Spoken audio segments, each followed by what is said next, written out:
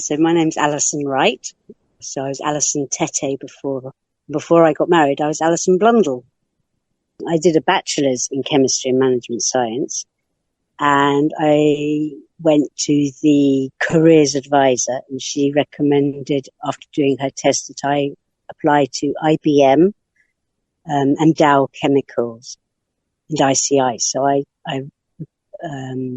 applied to all of them, and IBM offered me a job as a systems engineer, whereby they train you sort of over a year and a half, because I didn't have any IT experience.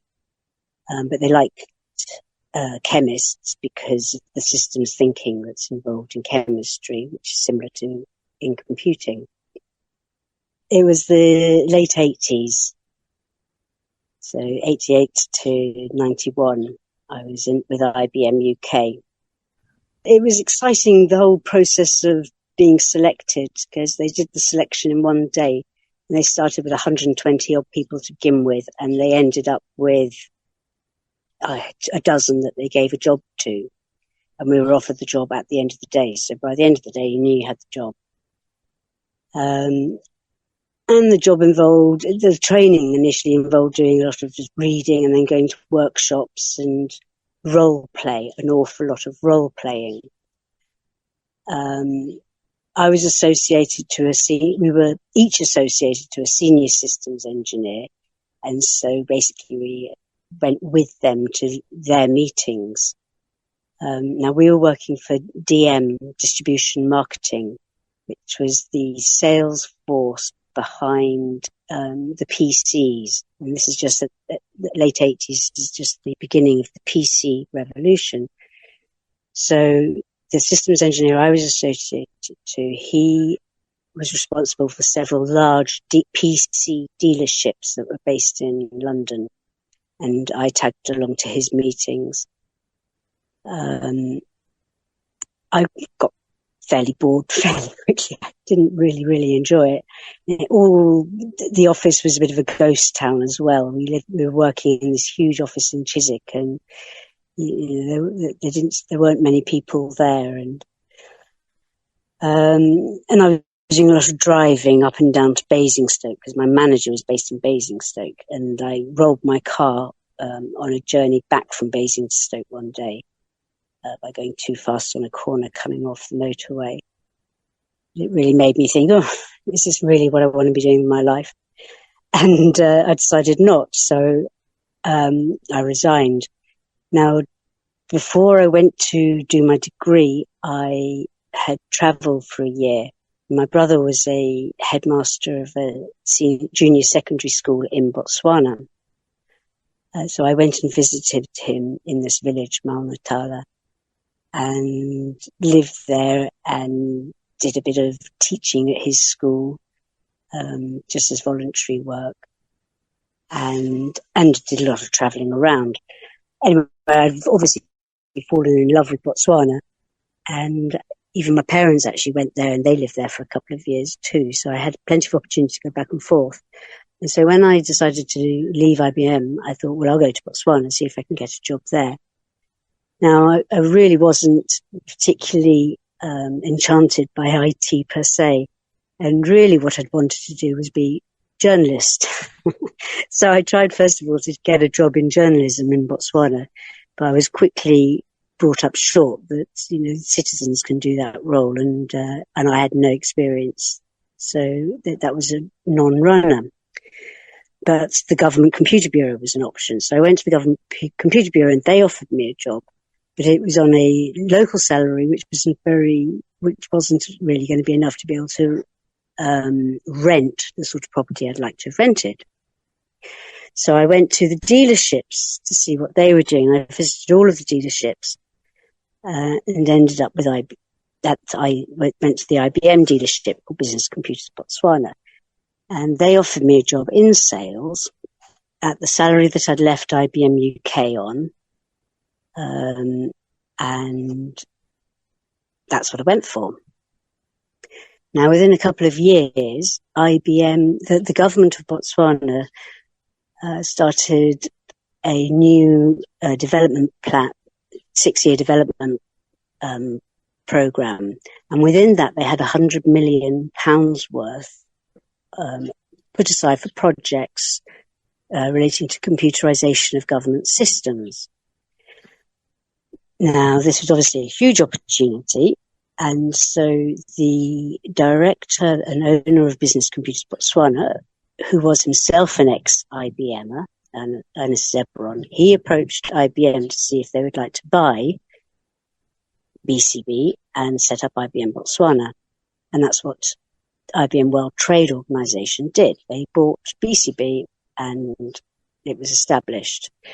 Now, on establishment, they brought in a management team, a senior management team, principally of Danes, Jürgen Bier as the general manager, Per Meigind as the sort of systems engineer, Preben Thompson, I can't even remember what he purported to do, and Soren Lausen, who was Per's doer in terms of writing software and setting up the schedules and all of that sort of thing. Anyway, so during this time, I was selling to the government of Botswana. Now, they had a team of consultants who were managing the procurement for the government of Botswana. So these consultants essentially became my customers. I was talking to them, taking them on site visits. When I was doing they were writing the statement of user requirements, to which I would respond in proposals for what the systems that we were selling could do. And there's a lot of business that I stayed up very late working with the team, writing proposals for, that we didn't ever get. But the business that we did get was all of the Department of Public Service Management business, which is implementing a new HR system. And the system was applicable to the whole of government, so every single ministry. And we also, right. I mean, that's in layman's terms, this is the whole of the personnel system for the whole of the Botswana government. Yes, and the performance management, and everything sort of basically ran through this. Stores, supplies, they all interfaced with this system. And we also sold it to the Botswana police force. Now, because of separation of duties, they weren't in the initial tranche that covered that project. But somehow we managed to forget about separation of duties and go ahead and implement it within the Botswana police force as well. Not only that, I sold the Botswana police force the sort of add-ons that enable them to do crime reporting. So I got to learn a lot about crime reporting systems and their drawbacks from the police force, because the Botswana police force was saying, hey, the problem with this system is it's really easy to constrain the system so that people can't report certain sorts of crime. And I can remember, doing my best to handle that conflict, but basically saying, oh no, you have to put in systems to make sure that doesn't happen. But that's essentially what I've found has happened to our crime reporting systems here. It's impossible to report fraud, and certainly the sort of fraud I'm trying to call out. So, yes. Now, I mean, from what you're saying there seems to be quite a close relationship between the people selling these computer systems and the people doing the procuring.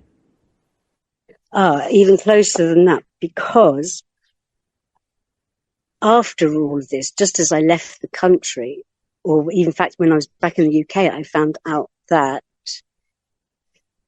the consultants who I was selling to, who were my customers, they had all been sourced via PricewaterhouseCoopers, Botswana, from a company called Stybo Systems. And when that senior management team left Botswana, which was a year after startup, I became aware then that they were consultants from Stybo Systems, because I prepared the payment to Stybo Systems for their services. When they had arrived, I had been under the false assumption that they were from IBM. This was an IBM senior management team, but that was an obfuscation of the truth. So it means that, the customers to whom I was selling were from the same company that were the managers of the startup of IBM Botswana, which describes a circular relationship, which is fraudulent. Well, I mean, this is maybe the journalist in you coming out, understanding these things and how important they were. What year are we talking about here? Well, I was in Botswana between 1992 and 2002, so 10 years. And the DPSM project lasted over several years, and 6 or 7 years. And I spent the last 2 years, working with Bill and Melinda Gates Foundation and Merck, and the African Comprehensive HIV/AIDS Programme, implementing systems for rollout of antiretroviral therapies nationwide. So how did you make this transition to doing this kind of pharmaceutical stuff? Well, I was just a salesperson, so the government was my customer, and whichever ministry of the government needed a solution, I was the person that coordinated the development of the solution. So what's your take on the role of these pharmaceutical companies down in that part of the world? Well, because they acquired the business fraudulently, you can only assume the worst, basically. Because the Bill and Melinda Gates Foundation deal, I found out right at the end. IBM had provided the money to Bill and Melinda Gates Foundation that they were providing to the government of Botswana to buy the systems that I was selling. Another circular deal. So this is a tried and tested method of fraud. Yeah, well, I mean, it's fraudulent, but it's also, there's a lot of politics intertwined with all of this, because, I mean, as we know, after the Second World War, many of these African countries, the Western European countries that had been the colonial powers, divested, moved out. These countries, so-called, became independent. But it sounds to me like you're talking about a form of neo-colonialism that nobody's supposed to notice. Yes, and with the complicity of the government as well. I think there's some complicity within the actual government of Botswana. Certain that they were aware. I have memories of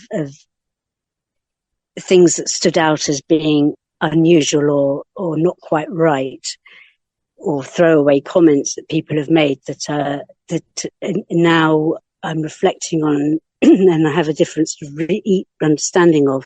But for example, when I went to meet the Permanent Secretary of Health for the first time, Mr. Chakalisa, the woman who was his secretary, when I got there a little bit early and I was trying to ask her questions about him, just a background, and because I was asking probing questions, she said, to tell you the truth, I don't know. He's an actor. He's not even from Botswana. Now, and then he arrived, so I never got to follow it up. But he seemed real enough to me, and there were Chakalisas that lived in the country, and I couldn't see I couldn't. I thought she must have been joking, basically. But it may be that he was a fly-in actor playing that role, and I actually signed a contract with him.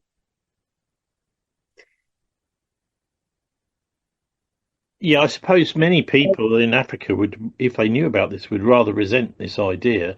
And also, of course, there may be pushback by some individuals, as I think there was in the 1950s and 60s. Some African leaders and 70s started pushing back against this form of, arm's length colonialism, financial colonialism, industrial colonialism, and some of them came to sticky ends.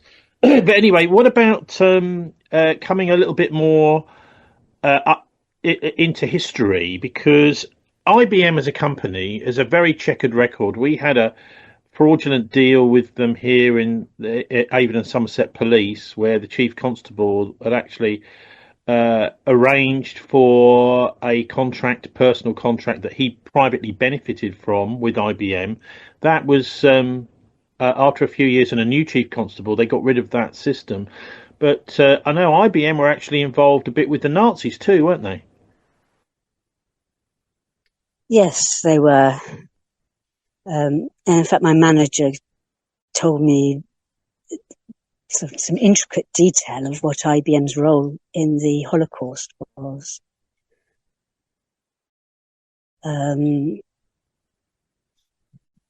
IBM had in those days the Hollerith machines, which were punch card machines.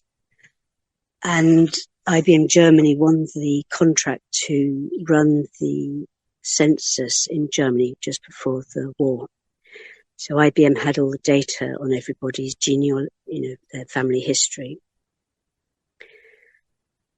And IBM leased all the solutions to Hitler and the Third Reich that they used in the concentration camps. So they had Hollerith machines running in the concentration camps, and the tattoos on people's arm was the code from their data card, which held their census details.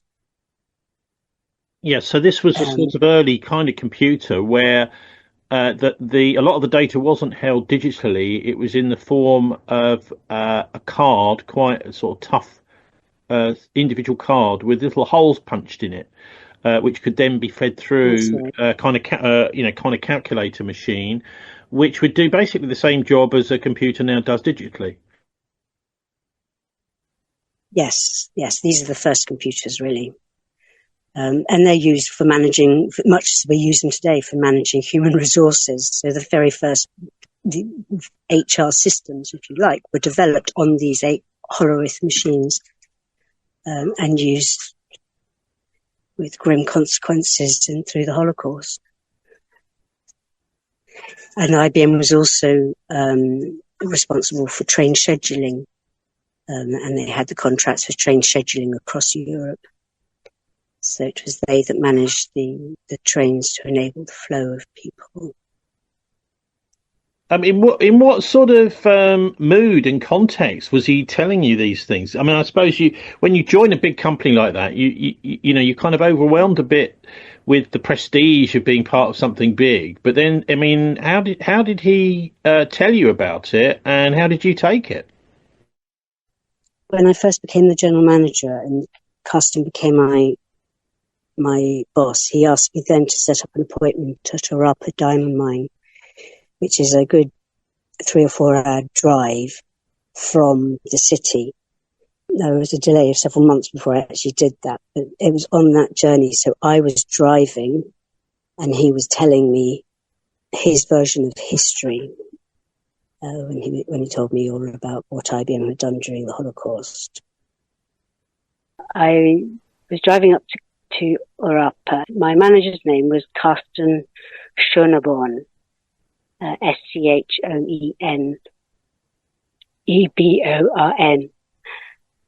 He was based in Vienna, Austria,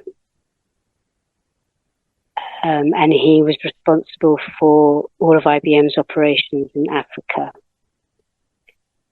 So he rarely visited the actual country, but he was my co-director when I became general manager and director of IBM Botswana. On this journey, he told me a lot of things. So I'll try to start at the beginning, which is where he started. He said, I'm going to start with Adam and Eve, which I found pretty shocking. He was saying how the Bible captures the history, if you like, the story of Adam and Eve and their descendants. The story starts with Eve committing what's described as a sin. It can be taken as a crime against natural law. And the Bible is careful not to tell you exactly what it is, but it gives alliterations, or such as the apple, the fruit of the tree of life. He said the key to understanding what Eve's sin was is given in the Hail Mary, in that prayer, in the line, blessed is the fruit of thy womb, Jesus. It equates the fruit of the womb to a baby.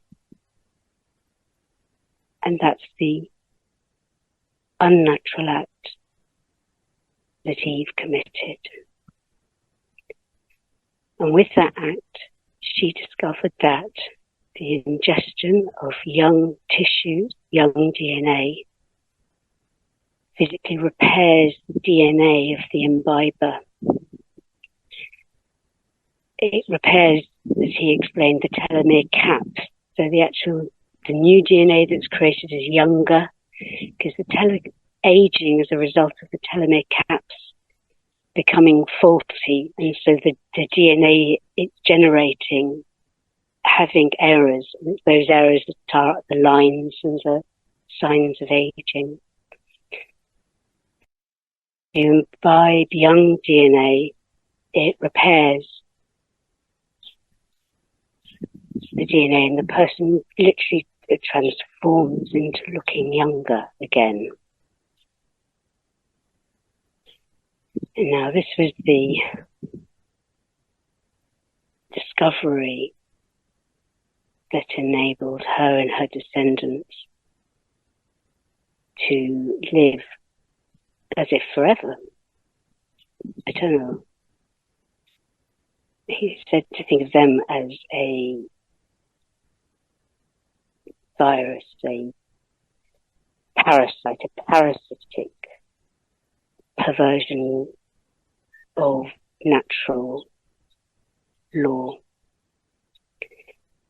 Now, he said that it had advantages because, many advantages, and it enabled the discovery of and the development of the tree of knowledge through learning, longevity, repeated observation, and developing scientific methods. And it was an accelerated process by using young tissues to prolong their life. He galloped through history, putting history into the context of that piece of information. Through time, the development of slave trade as being obviously the source that they used. It's easy to divert children out of those flows of people. Ownership of all the big companies, buying up any new companies that had any bright ideas. They could keep control of basically everything. And then when the decision was to conceal the slave trade and make it illegal, they basically concealed it within the processes of existing trade so that it could go on, but it was no longer visible. And he said that was enabled because they would act as consultants for the new systems that were being developed by the customs, etc., in order to audit and capture that sort of behaviour. They designed those as well so that it could go on unimpeded. Does that make sense? I suppose so. I mean, it's obviously a long time since you really thought about this, and it all sort of popped back into your mind around 2020. How sure are you that you've got, proper recall of what he was saying? Very sure. It's stuff I've not heard anywhere else, and things that I would never have thought of myself. He said that the Holocaust should more rightly be thought of as an industrial revolution, because it was a cartel that managed it, of the pharmaceutical companies, the banks, IBM, and train companies. And the context, well, he was essentially telling me that the plans were in place for it all to happen again in a fourth industrial revolution.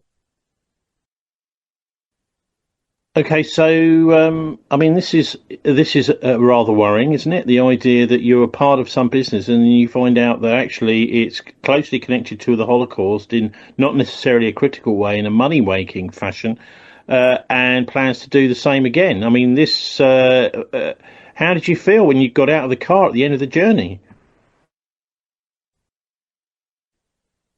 At the time that he told me all of this, it was just too shocking to hold in my brain, so I had to close it away. I forget it, and that's what I did. But I didn't remember any of this until about 2020. So when I started to recall, I was appalled, frightened, and I started sending statements into the police here, the local Sussex police.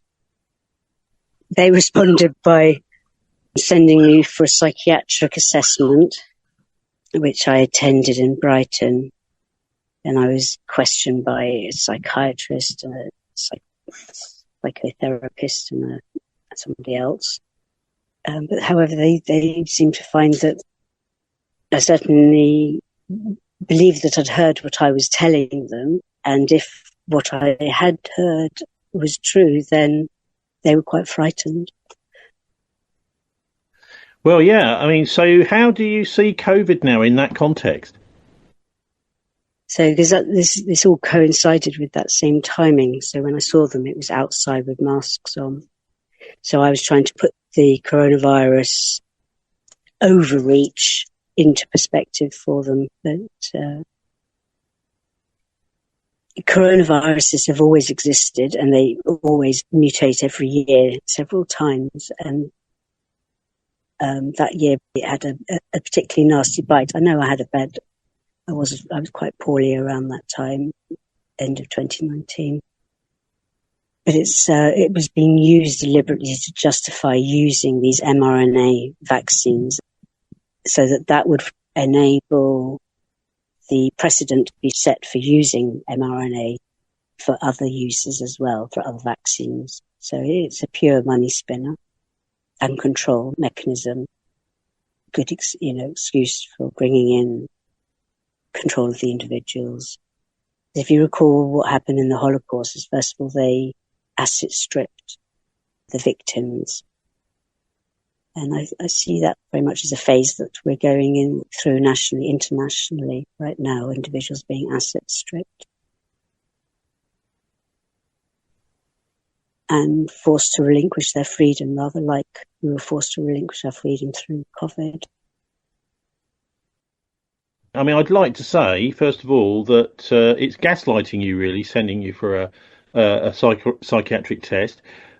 Also, of course, the senior police look more to their future careers and their jobs than they do to upholding the law. And that we've got something called the Crown and the Crown Prosecution Service run actually, and judges, etc., chief constables are appointed by the royal family, which is not really in any way, you can't vote them in or out. So we have a kind of rigid criminal justice system. But I just wonder, from your experience, Alison, what it's taught you about coping mechanisms, really, for this, because there's quite a lot of people out there who do feel that not only with it, are these things like the war with Russia. I mean, I can't imagine many young people wanting to sign up for that, and trade wars around the world sort of starting up now. What sort of coping mechanisms there are for realising that actually your government might not be there to help you, but the opposite? My coping mechanisms have been, first of all, to stick to making sure the people I love and who I have time with are happy, safe, well cared for and loved. So keeping up all the routines of life while you try to sort out what's gone wrong is very important, so that you can enjoy life and that you can have downtime. So that's one thing. And then what I've been doing is dedicating all of my spare time to a strategy which I hope will bring this to the public, which has been, in my case, through writing these compliance assessments of MPs, lords and baronesses, and business leaders and businesses. I mean, the situation could be described as a coup within our government, that a cartel has assumed positions of control throughout our government. And when I was in Botswana, I got married, and Dorte, my husband, he died in 2000 of AIDS. His father was a lawyer. He was Ghanaian, and he'd been the acting Attorney General in Ghana during a coup. So he was a lawyer at the time of the coup, but he spotted how they were getting away with it legally and dedicated, I don't know how much time, but more than a year or two, of preparing the evidence of what they were doing. And then eventually he was able to submit that and get arrests, which brought down the coup, and he became the acting Attorney General who managed the trying of the people that had been involved in the coup. Subsequent to that, he left Ghana and he went to Botswana. So he was the Assistant Attorney General in Botswana, and he was drafting the law reports. And I used to spend a lot of time with him. I then had children, and when the children were small, they used to go to their grandparents during the daytime whilst I was working. So I meet them every evening. And Uncle Coffee is his name. Uncle Coffee's friends, he had friends internationally who would visit, and I would get to meet them. The circuit judges, High Court circuit judges, some of them were his friends, so I got to meet them every time they came, once a year or so. Anyway, their favourite conversation was how to bring a coup down, how to recognise it, how to spot it, how to build the evidence base, how to confront it. So what I've been doing is putting into action the advice that I heard back then from these very senior judges. Wow.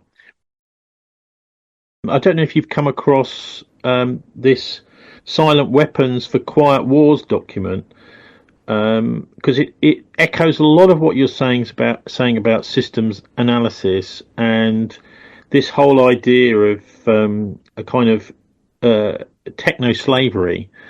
But that what you're saying does sort of tally with that. I think that was discovered in the United States somewhere. Someone had been photocopying it, and they found it in the photocopier, and no one really knew where it came from. Yes, and it was found in an IBM photocopier, or at IBM, I think. Yeah, so there are definitely some echoes in potential truth. I mean, we have to also, I think, add that Karsten could have been just throwing complete nonsense at you to mix with the truth, to see, what you would believe and what you wouldn't believe. And a typical strategy, yes. This is a technique that these people use. Yeah. But anyway, I know you wanted also to talk about your work today. So this is about not so much about the bad guys, but it's also about how we can deal with them. Well, yeah. So what I've been doing is that I've been doing these compliance assessments of figures who are in politics, in House of Lords, etc. And what I found is that there's a couple of loopholes in the company's house system that they're exploiting to conceal interests, which, if they were made explicit, would prevent some transactions going through. So it enables money laundering, people trafficking, and terrorism funding. So it dodges the laws that are in place to stop that.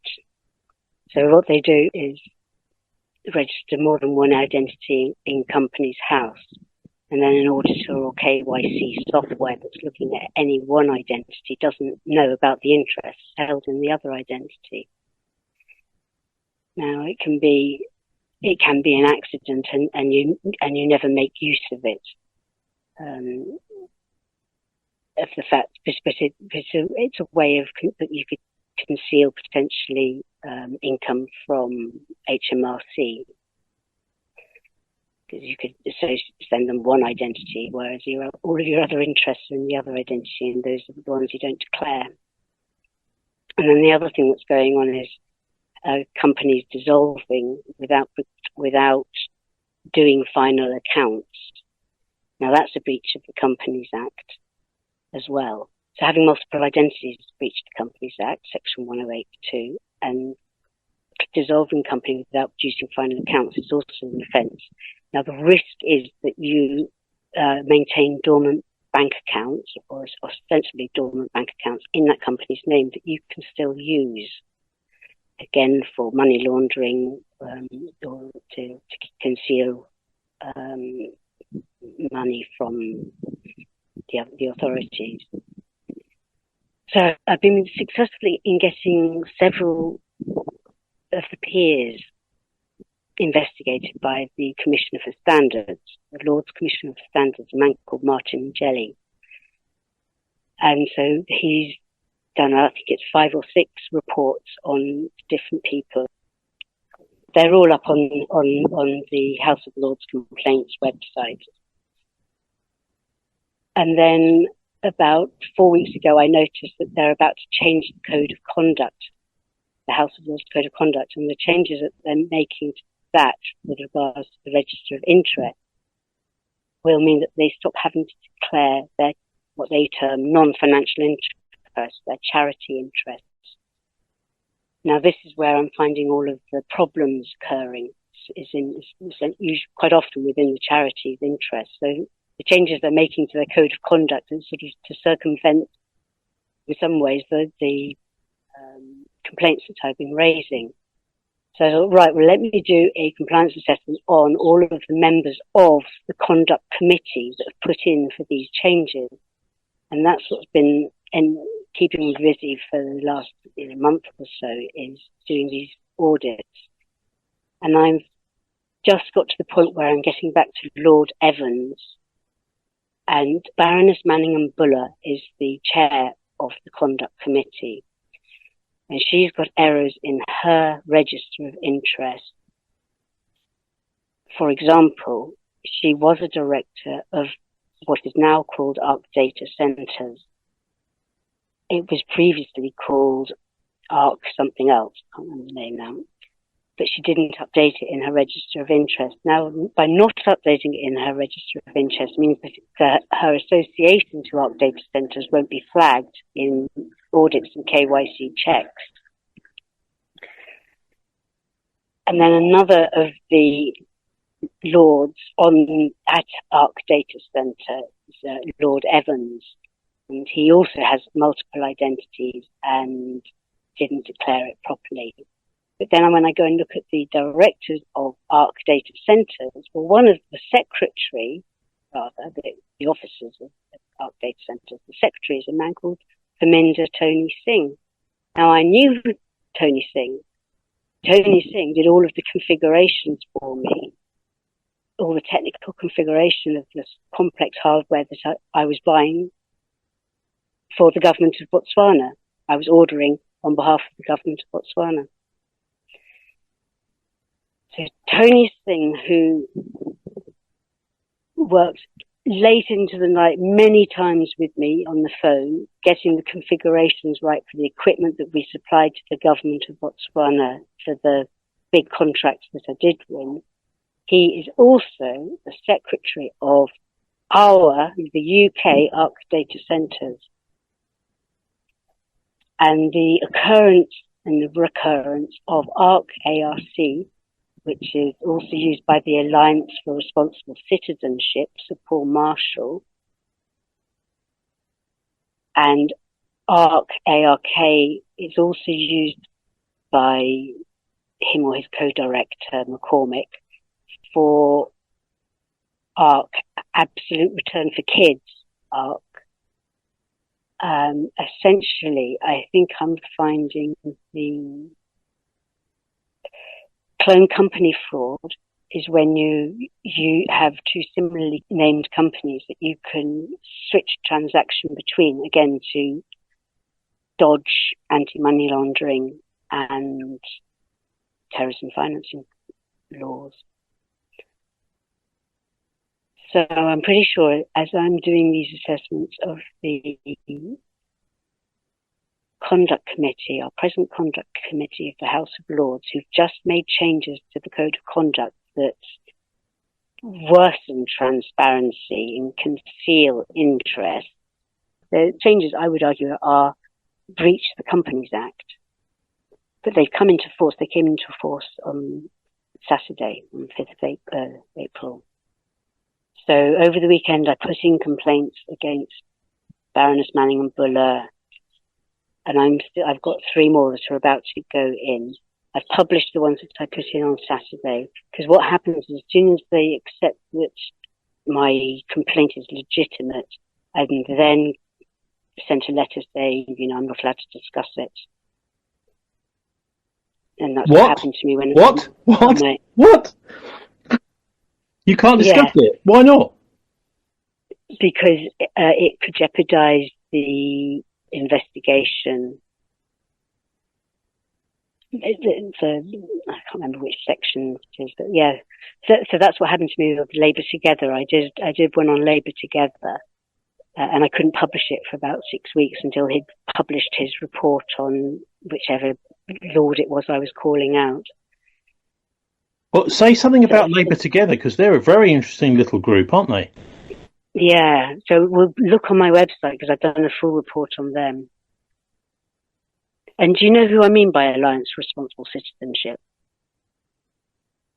They a couple of the Labour Conservative, it's a conservative sort of supported organisation. So Badenoch spoke at their last conference in February. And there's a couple of others as well.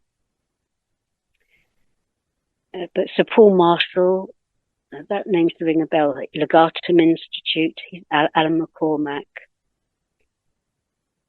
So I feel like I'm getting close to being able to provide enough evidence to trigger police arrest. And that's what I'm asking for in this current letter I'm just working on Lord Scriven. So it's Lord Scriven that's really brought the whole piece together, doing his compliance assessment. Because Lord Scriven has been working in his current register of interest, he's working for the Department of Public Service Management in the government of Botswana. So a very customer that this story started out with. Wow. Well, look, what you're describing is actually a fascist system. It's a system of economic and digital slavery. Absolutely. And that is the intention. And I was told that by more than one of my colleagues.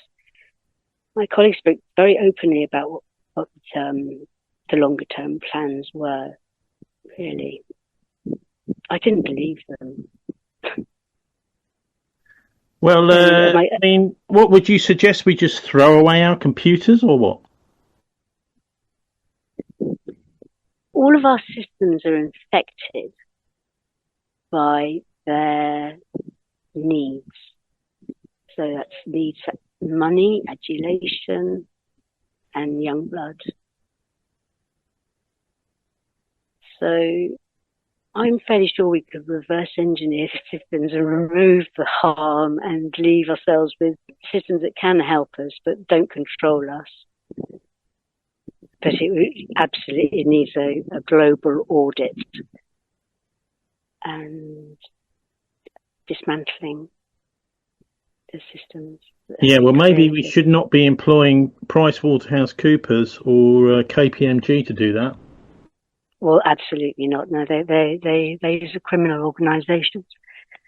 So PricewaterhouseCoopers, so as well as supplying the consultants into the government of Botswana, they were also our auditors. And if you look in IBM's annual report, even today, it says it loud and proud. PricewaterhouseCoopers has been IBM's auditor, has been honoured to be IBM's auditor for over 100 years. God. Yeah. So where would you suggest just sort of the most interesting stuff this week people can find? To look at my website, alisonwright.substack.com. And have you got any closing comments from a sort of almost like spiritual point of view about all this?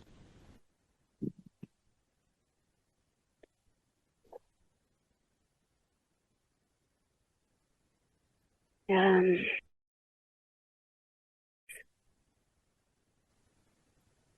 mean, the information I've just said, it rocked me. I was brought up Catholic, and I went to a convent and was practicing most of my life, well, younger life, until I didn't have to. I believe that we're naturally good, and our systems have been captured by people who are committing crimes against natural law. And that's why a lot of the harm that we see in our world is happening. I'm certain we can stop it, absolutely certain. And we can do it through the law. I urge people to investigate, check who they've voted for, look their name up in Companies House. Do they have multiple identities? What are they associated to? If you find an issue, write a letter of complaint. It gives us more agency. And as the evidence builds, it'll become a tidal wave. It'll mean that we can clear out these criminals from our systems. Basically, yeah. Where do people find this advice if people are interested in sort of lending a hand, Alison? Well, I've been publishing it on Substack, Alison's newsletter, I think it's called, Industrial Revolutions. Some of this information I've just told you is written there. You'll have to find it. There's 100 and something reports that I've published, and I've got another 100 odd that I haven't completed. But yes, you'll find information like there. It sounds to me as if you have had a bit of a unique journey. Can you just remind us of the website again? I wish I could. I think it's called www.alisonwright.substack.com. Well, we can always use a search engine, not necessarily Google, to find it, because the algorithms are probably looking at your website and thinking we don't really want people finding this. Anyway, Alison, thanks ever so much for joining us. Thank you.